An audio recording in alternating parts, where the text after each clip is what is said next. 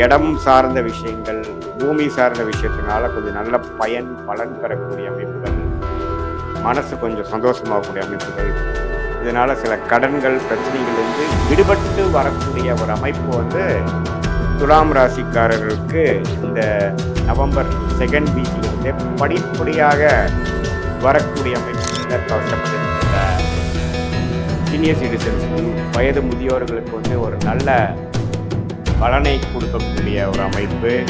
இது எல்லாமே பரிபூர்ணமான அமைப்பாக நவம்பர் 2025 கொஞ்சம் நல்ல ஒரு அமைப்பு வருது. இதுவரை கடந்த 3 மாதம் 4 மாதமாக சில விஷயங்களை எதிர்பார்த்து கொண்டிருந்த துலாம் ராசிக்காரர்களுக்கு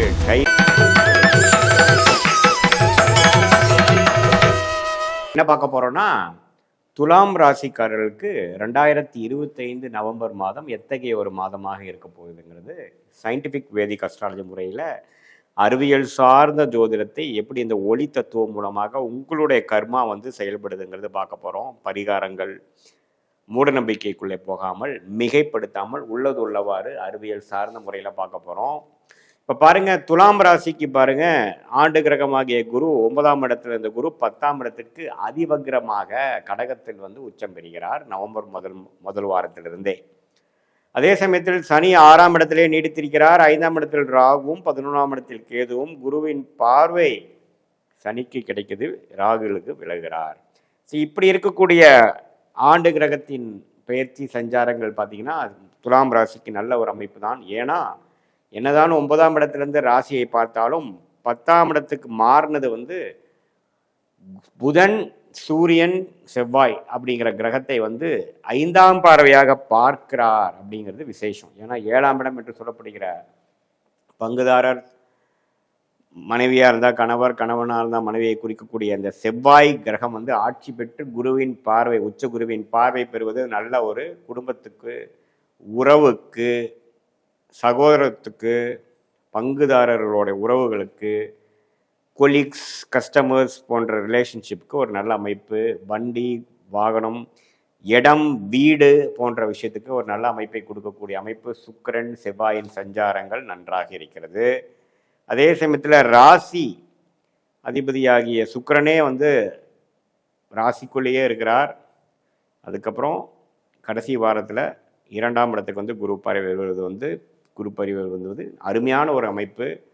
நிதி புலக்காட்டங்கள் அதிகமாக போகுது, பண வரவுகள் நன்றாக இருக்க போகிறது.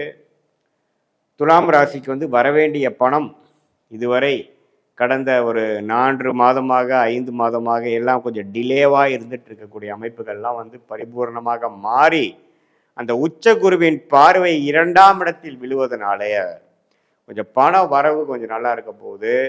2025 நவம்பர் மாதம் குறிப்பாக சொல்லணுன்னா ஒரு செகண்ட் வீக்லேருந்து நல்ல ஒரு அமைப்பு.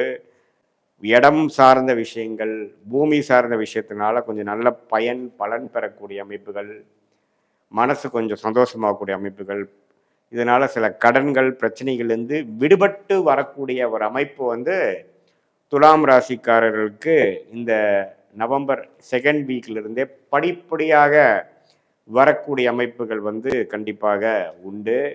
அதே சமயத்தில் சுக்கிரன், சூரியன், புதன், செவ்வாய் இந்த 4 கிரகத்தோட பெயர்ச்சியும் சஞ்சாரமும் ஓரளவுக்கு நல்லபடியாக இருப்பதனால இதுவரை விரயங்களும் பிரச்சனைகளும் வட்டி கட்டி கொண்டு இருக்கக்கூடிய வியாபாரிகள், தொழில் முனைவோர்களுக்கெல்லாம் கொஞ்சம் படிப்படியாக வரவேண்டிய பணம் பிரச்சனையிலிருந்து மீண்டு வரக்கூடிய அமைப்புகள் உண்டு.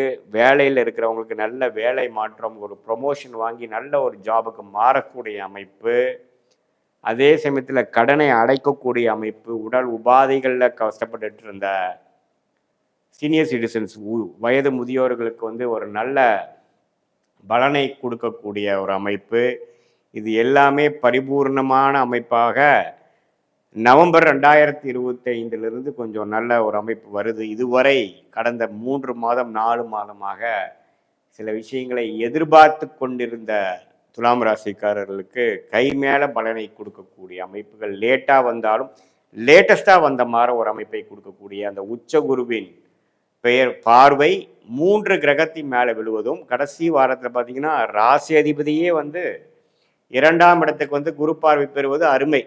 ஸோ நவம்பர் மாதத்தில் சில விஷயங்கள் பாசிட்டிவாக முடிஞ்சதுலப்பா அப்படிங்கிற ஒரு அமைப்பை, மிகவும் தேவையான ஒரு அமைப்பை, ஏன்னா பல மாதமாக காத்து கொண்டு மிகவும் மன உளைச்சலை கொடுக்கக்கூடிய அமைப்பை கொடுத்த இந்த கிரக அமைப்பு துலாம் ராசிகளுக்கு நல்ல ஒரு அமைப்பை, ஒரு விடிவு காலத்தை கொடுக்கக்கூடிய அமைப்பு நவம்பர் மாதம் வருவதுங்கிறது ஒரு அருமையான விஷயம். அதனால் கொஞ்சம் இந்த மாதத்தை யூஸ் பண்ணி என்னென்ன பிரச்சனைகள் நமக்கு இருக்கோ அதிலிருந்து விடுபட்டு வரக்கூடிய அமைப்புகளாக நீங்கள் யூஸ் பண்ணிக்கணும்.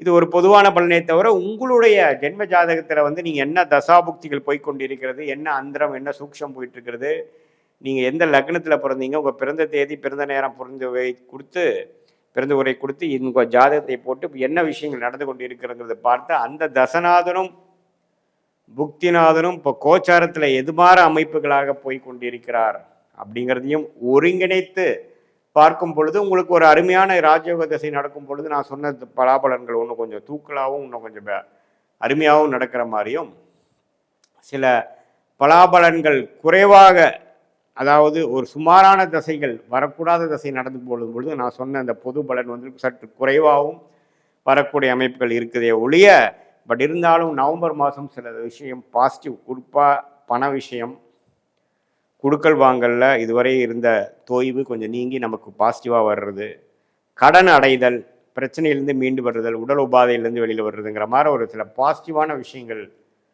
நடக்கக்கூடிய அமைப்புகள் கண்டிப்பாக உண்டு. குறிப்பாக சொல்லப்போனால் செகண்ட் அண்ட் தேர்ட் வீக்லேருந்து கண்டிப்பாக உங்களுக்கு நவம்பர் மாதம் உண்டு. ஸோ இதுதான் வந்து பொது பலன். உங்களுடைய ஜென்ம ஜாதகத்தில் வைத்து பார்க்கும் பொழுது இன்னுமே துல்லியமான பலன்கள் எடுத்து அடுத்த வரக்கூடிய காலகட்டங்கள் எப்படி இருக்குது, ஷார்ட் டேர்ம் எப்படி இருக்குது, லாங் டேர்ம் எப்படி இருக்குது, இதை வந்து எந்தெந்த விஷயங்கள் உங்களுக்கு நடக்கக்கூடிய அமைப்பாக இருக்கிறது, உங்கள் கர்மாவின் அடிப்படையில் உங்கள் ஜாதகத்தில் எது மாதிரி அமைப்பு நடக்கக்கூடிய அமைப்புகள் இருக்குது, வேலை மாற்றம் எப்போ, தொழிலா வேலையா, எப்போ வந்து படிப்பு நம்ம எதிர்பார்க்குற படிப்பு வந்து நம்ம குழந்தைங்களுக்கு கிடைக்க போகுது, வெளிநாடு போகக்கூடிய அமைப்பா, வெளி மாநிலமா, அல்லது நம்ம உள்நிலையிலே இருக்க போகிறோமா, இது மாதிரி எல்லா விஷயங்களும், என்ன தொழில் நமக்கு கரெக்டாக வரும், என்ன வேலை நமக்கு கரெக்டாக வரும், நமக்கு வந்து காம்படிட்டிவ் எக்ஸாம்ஸ் எழுதி நம்ம கவர்மெண்ட் இதுக்கு போகலாமா, ப்ரைவேட் போகலாமா, அல்லது ஓன் பிஸ்னஸ் பண்ணலாமா, அல்லது வெளிநாட்டில் போய் நம்ம ஏதோ ட்ரை பண்ணலாமா, அப்படிங்கிற எல்லா விஷயங்களும் உங்களோட ஜென்ம ஜாதகத்தில் பார்த்து இந்த சயின்டிஃபிக் வேதிக் அஸ்ட்ராலஜி முறையில் துல்லியமாக பார்க்கும் பொழுது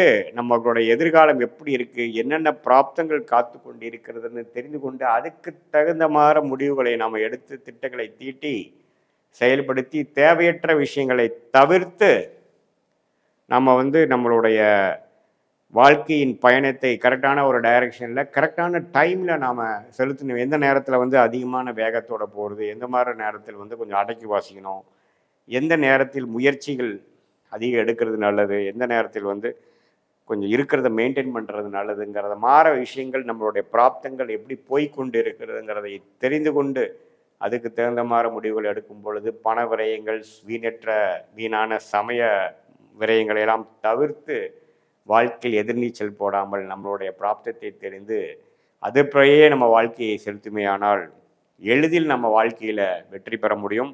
சயின்டிஃபிக் வேதிக் அஸ்ட்ராலஜி முறையில் நம்மளுடைய கர்மா எப்படி நம்மளுடைய வாழ்க்கையில் வந்து சம்பவங்களாக வந்து உருவெடுக்க போகிறது, அதில் வந்து பாசிட்டிவான விஷயங்கள் என்ன, எது வந்து நமக்கு பிராப்தம் இல்லைங்கிறத தெரிஞ்சிட்டோம்னா நம்ம வாழ்க்கையில் பாதி பிரச்சனையிலேருந்து மீண்டு வந்துடலாங்கிறத நீங்கள் தெரிந்து கொள்ள வேண்டும். இது ஒரு பொதுவான பலன்கிறது தெரிந்து உங்களுடைய துல்லியமான ஜாதகத்தை பார்க்கும் பொழுது இன்னுமே வந்து நம்மளுடைய எதிர்காலத்துக்கு வேணுங்கிற குறிகாட்டியாக அமையும் அப்படிங்கிறத நம்ம தெரிஞ்சுக்கணும்.